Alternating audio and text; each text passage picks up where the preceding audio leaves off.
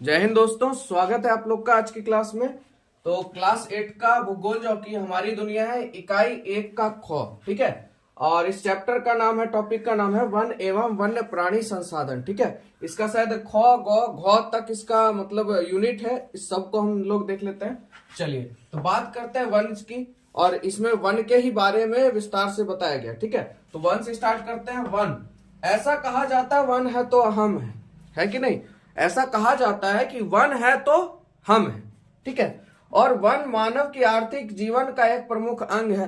One जो है मानव के आर्थिक, ठीक है, आर्थिक जीवन का क्या है, प्रमुख अंग है। कैसे है, इस सब के बारे में आप जानिएगा, ठीक है। एक एक पॉइंट को आप लोग देखिए। कहता है किसी क्षेत्र में प्राकृतिक रूप से उगने वाले पेड़ पौधे, घास, झाड़ियां इत्यादि को सम्मिलित रूप से प्राकृतिक वनस्पति का कहा जाता है, ठीक है। यानी देखिए किसी भी क्षेत्र में प्राकृतिक रूप से कोई पेड़ पौधा उग गया है ना, कोई पेड़ पौधा, घास, झाड़ियां उग गई, इसको क्या कहेंगे, प्राकृतिक वनस्पति। अब देखिए क्षेत्रीय आधार पर जब किसी बड़े क्षेत्र पर प्राकृतिक रूप से पेड़ पौधे का विकास होता है तो उसे क्या कहते हैं, हम लोग वन कहते हैं। उसे क्या कहते हैं, वन कहते हैं। अब देखिए यहाँ पे 2 पॉइंट में इसको समझाया गया।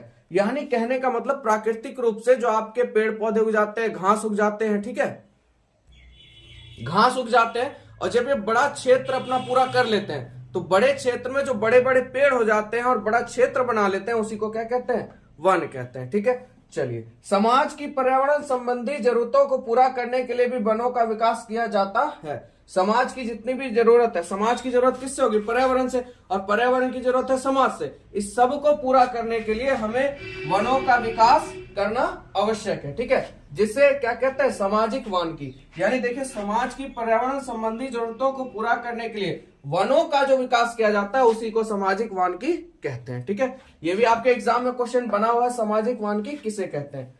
अब बात करते हैं विस्तार के बारे में। इसका विस्तार कैसे कैसे है, तो देखिए भारत में सबसे अधिक वन प्रतिशत वाला राज्य मिजोरम है। अगर वन की बात करें, सबसे ज्यादा सबसे भारत में सबसे अधिक वन प्रतिशत वाला राज्य कौन सा है, तो आपका मिजोरम हो जाएगा। कितना परसेंट है, 91.27%, ठीक है।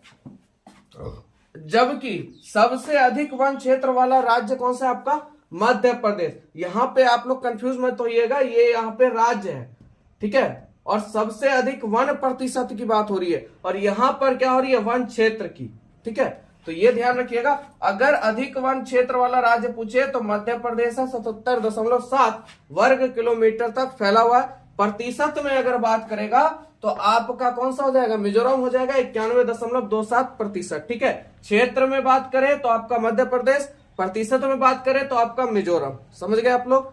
चलिए, विश्व में लगभग 10 लाख प्रकार की वनस्पतियां पाई जाती है। पूरे विश्व में, यानी ऑल ओवर वर्ल्ड, हमारे पूरे विश्व में कितने प्रकार की वनस्पति पाई जाती है, 10 लाख प्रकार की वनस्पतियां पाई जाती हैं।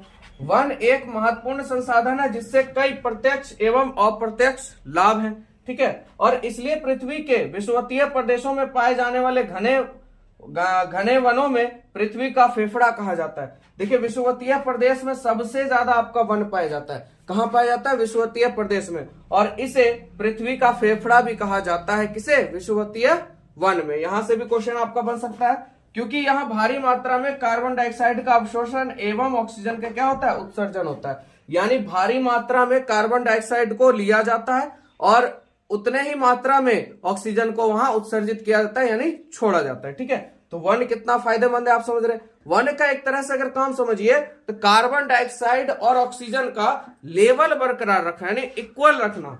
यानी जितना भाई CO2 आपका है उसके लेवल में O2 होना चाहिए, है ना। और प्लस ही होना चाहिए तो ज्यादा बेटर है, ये थोड़ा माइनस होना चाहिए तो ठीक है ना।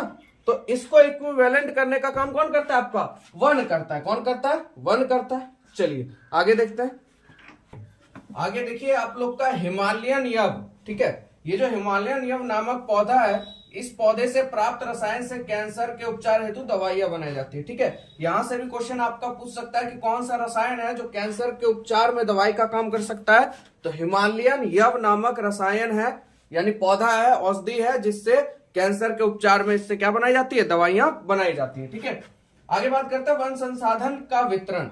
अब वन संसाधन का वितरण हम लोग देखते हैं। तो देखिए वन संसाधन के विकास एवं वितरण को प्रभावित करने वाले कारकों में क्या आ जाता है आपका जलवायु। भाई वन पेड़ पौधे जब भी आपके प्रभावित होंगे तो किससे होंगे, जलवायु से, मृदा से होंगे, है ना। तो वही चीज है, स्थलाकृति से होंगे। जलवायु, मृदा, स्थलाकृति की ढाल, आर्द्रता इत्यादि क्या है, प्रमुख है। किसी भी पौधे को लगने के लिए वहां का क्या चीज चाहिए, वहां का तापमान, वहां का जलवायु, वहां की आर्द्रता, वहां का मौसम और वहां की स्थलाकृति। अब आप पत्थर पे जाइएगा पौधा रोपने तो आम का पेड़ लगेगा, नहीं लगेगा। उसके लिए क्या चाहिए, मृदा चाहिए, ढीली मृदा, है ना। तो वही चीज है। अब देखिए इस आधार पर वनों को सदाबहार वन, पतझड़ वन, मिश्रित वन एवं शंकुधारी वनों में वर्गीकृत किया गया। यानी जलवायु, मृदा, स्थलाकृति और आर्द्रता के आधार पर वन को जो है कितने भागों में बांटा गया है, 1 2 3 4, 4 भागों में बांटा गया है। पहला सदाबहार वन, दूसरा पतझड़ वन, तीसरा मिश्रित वन और चौथा आपका शंकुधारी वन। ठीक है। अब देखिए सदाबहार वन के अंतर्गत लंबे लंबे वृक्ष, औसतन लमसम कितना मीटर, 60 मीटर तक इसकी ऊंचाई होती है। ठीक है। उगते हैं, इन वृक्षों में शाखाएं कम होती है। ठीक है, इन वृक्षों में शाखाएं कम होती है। यहां से भी क्वेश्चन आपका मिलता है क्वेश्चन में, सदाबहार वन के अंतर्गत कैसे पेड़ पौधे होते हैं, तो लंबे लंबे पौधे होते हैं, लगभग कितने मीटर तक, 60 मीटर तक। ठीक है। और सबसे कम शाखाएं, मतलब ना के बराबर इनमें शाखाएं होती है, किसमें, सदाबहार वन में। ठीक है। उसके बाद यह छोटे से क्षेत्र पर कई किस्मों के वृक्ष उगते हैं जो अलग अलग समय पर अपनी पत्तियां सुसुप्ता से बचाने के लिए गिराती है। परिणामतः वह वन कभी भी एक साथ पत्ता रहित नहीं होता, इसीलिए इसे सदाबहार वन कहा जाता है। यानी कहने का मतलब देखिए एकाएक ही लोग काम करते हैं। जैसे मान लीजिए अभी इसका पत्ता, मान लीजिए 4 पेड़ है, 4 पेड़ में अगर दो का पत्ता गिर गया तो 2 का पत्ता बचा रहेगा। जब तक उसका पत्ता आएगा तब वो अपना पत्ता गिरा देंगे। तो इस तरह से सदा हरे भरे वन जो होते हैं वो आपके क्या होते हैं, सदाबहार वन। यानी सदा हरे भरे रहने वाले वन को ही क्या कहेंगे हम लोग, सदाबहार वन। ठीक है।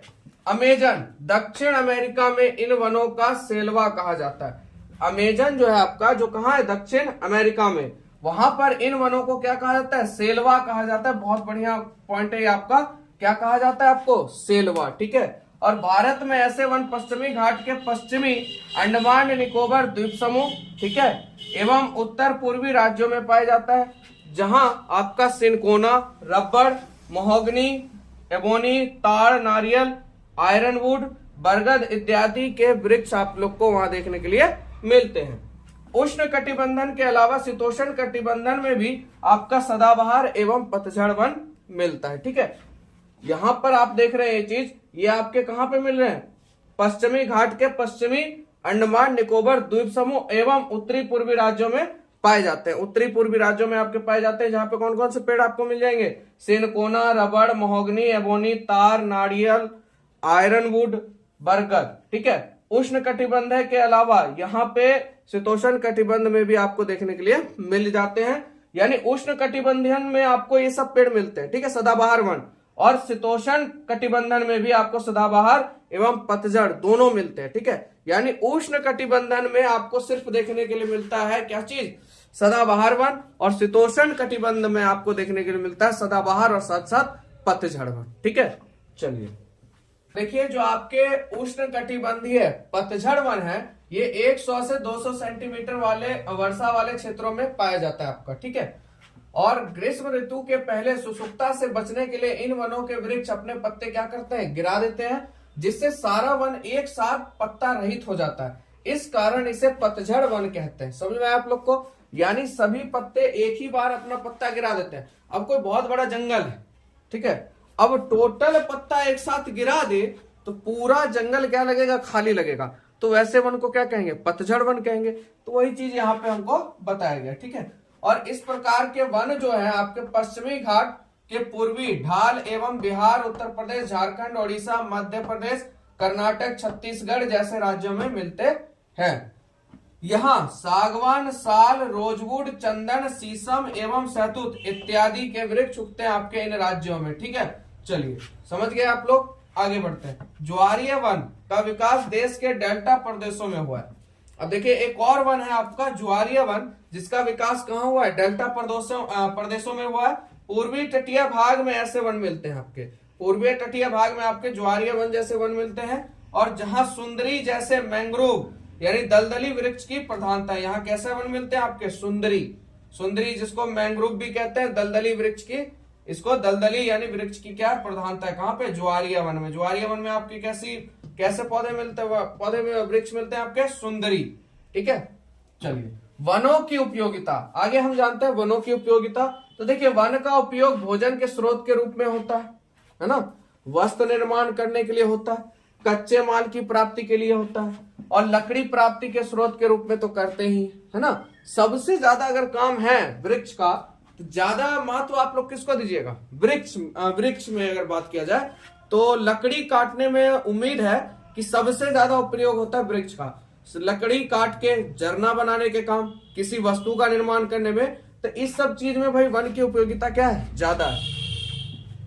वन का उपयोग आपका कागज, लुगदी, दिया सलाई, रबड़ उद्योग के लिए, कच्चा माल, रेल डिब्बों, बस, नाव, जहाज इत्यादि बनाने के लिए लकड़ियों का उपयोग किया जाता है ना। मैंने बोला था ज्यादातर कोई सामान्य या वस्तु निर्माण में ही वन का यानी वृक्ष का हम लोग ज्यादा उपयोग करते हैं। अब जनजातीय वर्ग लोगों की आश्रय स्थली का कार्य करता है।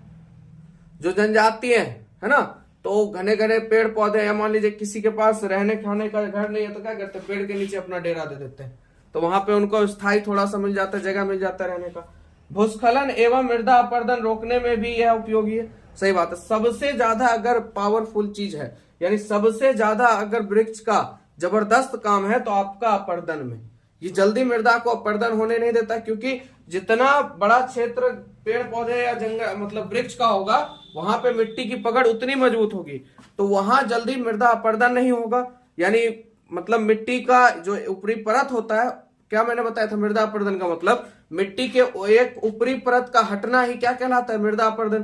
तो मृदा अपरदन को रोक रहा है कि नहीं रोक रहा है, जहां वृक्ष लगेगा वहां मृदा अपरदन नहीं होगा। ठीक है, साथ ही वन जलवायु की शुष्कता को रोकने का कार्य करता है। वन क्या करता है, जलवायु की शुष्कता को रोकने के लिए किस चीज की, शुष्कता को रोकने का कार्य करता है। महत्वपूर्ण जड़ी बूटी, वन से आपको महत्वपूर्ण जड़ी बूटी, जितने भी ऋषि मुनि सब यहीं जाते थे ना वनों में, बड़े बड़े वनों में, वहीं से उन्होंने सब जड़ी बूटी की खोज भी की थी। एवं औषधियां, पौधे भी कहां से प्राप्त होते हैं हम लोग को, वन से ही प्राप्त होते हैं। यानी देखिए एक वन हमारे लिए कितना सारा चीज है, इसीलिए कहा गया शुरुआत में एक लाइन था, वन है, ऐसा माना जाता है कि वन है तो हम हैं। तो समझ रहे हैं वन है तो हम क्यों हैं। ठीक है, तो चलिए यहां तक आप लोग देख लिए, चलिए आगे चलते हैं।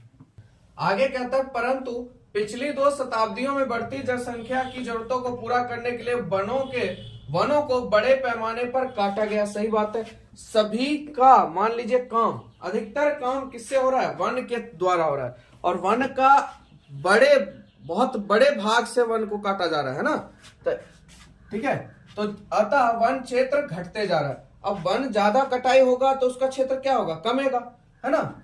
और उसके बाद इसलिए वनों का संरक्षण किया जाना क्या है, जरूरी है, क्योंकि वन आप जान रहे कितना महत्वपूर्ण है, तो इसीलिए वन का संरक्षण करना भी क्या है, जरूरी है। और उसके बाद वन और जीवों के बीच गहरा संबंध है। अब वन के अंदर जो जीव रहते हैं, है ना, वन और जीव दोनों के बीच में संबंध है, तब ना वहां पे रह रहे। जैसे घर और हमारा, जैसे आपका और मेरा संबंध है, ठीक उसी तरह वन और जीव दोनों का संबंध है। अगर हम बड़े क्षेत्र से यानी बड़े बड़े पेड़ पौधे को ज्यादा मात्रा में काटेंगे तो उससे जीवों को भी क्या है, नुकसान होगा, है ना। मांसाहारी जीव जैसे शेर, बाघ आदि, शाकाहारी जीव जैसे आपके हिरण, हाथी आदि, उसके बाद उभयचर जीव जैसे मेढक, कछुआ आदि, और सरीसृप जीव जैसे आपके सांप, छिपकली, जोंक और केचुआ इत्यादि पाए जाते हैं। ये सब आपके किसमें पाए जाते हैं, वनी में तो पाए जाते हैं। जो आपके मांसाहारी हैं, शेर बाघ क्या आपके मांसाहारी हैं। शाकाहारी जीव में कौन आ जाता है आपका हिरण, हाथी। उभयचर जीव कौन हो जाते हैं आपके मेढक, कछुआ, है ना। और सरीसृप जैसे में सांप, छिपकली, जोंक, केचुआ, ये सब भी आपके बड़े बड़े क्षेत्रों में यानी वन में ही पाए जाते हैं, बड़ी मात्रा में पाए जाते हैं। इन जीवों के अलावा कई प्रकार के पक्षी भी यहां मिलते हैं आपके वन में ही। मतलब जान लीजिए जीव जंतु का एक ही सहारा वन हमारा, है ना। जीव जंतु का एक ही सहारा वन हमारा। उनके रहने के लिए, जैसे हम लोग के लिए भैया क्या चाहिए, घर चाहिए, तो उन लोगों का घर कहाँ होता है, वन में ही होता है। बड़े बड़े पेड़ पौधे जहां होते हैं, जंगल होते हैं वहां पर। और इन्हीं जीवों में से बाघ को भारत का राष्ट्रीय पशु तथा मोर को राष्ट्रीय पक्षी और एवं हाथी को विरासत पशु घोषित किया गया। ये वन ने देखिए हमको 3 चीज दिया। एक तो भारत का राष्ट्रीय पशु दिया, वो कौन सा आपका बाघ है। राष्ट्रीय पक्षी दिया, वो कौन है आपकी मोर है। और विरासत पशु दिया, जो कि कौन है, हाथी है। वन का ही तो दिया हुआ है। सब कहां से आई है, वन में ही तो पाए जाते हैं ना। लेकिन हम नियमित रूप से पेड़ों को काटते जा रहे हैं तथा जानवरों का शिकार कर रहे हैं, है कि नहीं। फलतः वन की मात्रा एवं वन्य जीवों की संख्या क्या हो रही है, घटती जा रही है। सरकार द्वारा वन एवं वन जीव के संरक्षण के लिए राष्ट्रीय तथा अंतर्राष्ट्रीय स्तर पर कई कार्यक्रम किए जा रहे हैं। सर्वप्रथम 1970 में botanical survey of India Calcutta तथा वन अनुसंधान संस्थान देहरादून द्वारा संकट में घिरे पादप प्रजातियों की एक सूची तैयार की गई, जिसे रेड डाटा बुक के नाम से जाना जाता है। ये आपके साथ सीटेट में भी आता है। रेड डाटा बुक क्या है, तो अभी आपने देख लिया क्या है रेड डाटा बुक, है ना। जो भी प्रजातियां मान लीजिए संकटग्रस्त है, यानी खत्म होने की कगार में, उन सब का बायोडाटा आपका किसमें होगा, रेड डाटा में होगा। ठीक है, चलिए तो रेड डाटा के बाद आपका अगला पॉइंट है अंतरराष्ट्रीय स्तर पर विश्व पर्यावरण संरक्षण संघ इस दिशा में अनेक कार्यक्रम चला रहा है कि वन की सुरक्षा आपको कैसे करनी है, जीवों की सुरक्षा कैसे करनी है। ठीक है, तो वन्य प्राणियों के संरक्षण के लिए, वन में रहने वाले प्राणियों के संरक्षण के लिए राष्ट्रीय उद्यान अभ्यारण्य एवं जैव मंडल क्षेत्र विकसित किए गए हैं। इस समय देश में, यहाँ का पॉइंट आप लोग ध्यान समझिएगा क्योंकि क्वेश्चन बहुत से यहीं से भी बनते हैं कंपटीशन के लिए भी। इस समय देश में कितने राष्ट्रीय उद्यान है, 85। कितने हैं बाबू, 85 राष्ट्रीय उद्यान है और 448 अभ्यारण्य है। कितने हैं, 448 अभ्यारण्य है एवं आपके 16 जैव मंडल सुरक्षित क्षेत्र है। किसके लिए, वन्य प्राणियों के लिए, वन्य जीव के लिए। उसके बाद बिहार में आपका कांवर झील जो पक्षी विहार, यानी कहां पे है वो, बेगूसराय में। गया में गौतम बुद्ध अभ्यारण्य और पश्चिमी चंपारण में वाल्मीकि नगर वन्य प्राणी अभ्यारण्य प्रसिद्ध है। आप लोग कमेंट में बताइएगा अगर आप लोग पढ़ रहे होंगे या देखे होंगे, वाल्मीकि नगर वन्य प्राणी अभ्यारण्य किसके संरक्षण के लिए है, ये आपको बताना है, ये किसके संरक्षण के लिए। ठीक है, तो चलिए ये हो गया आप लोग का पूरा खत्म। तो ये आपका जो था वन एवं वन्य प्राणी, तो ये आपका हो गया खत्म। अगले यूनिट से मिलेंगे आपको नेक्स्ट वीडियो में।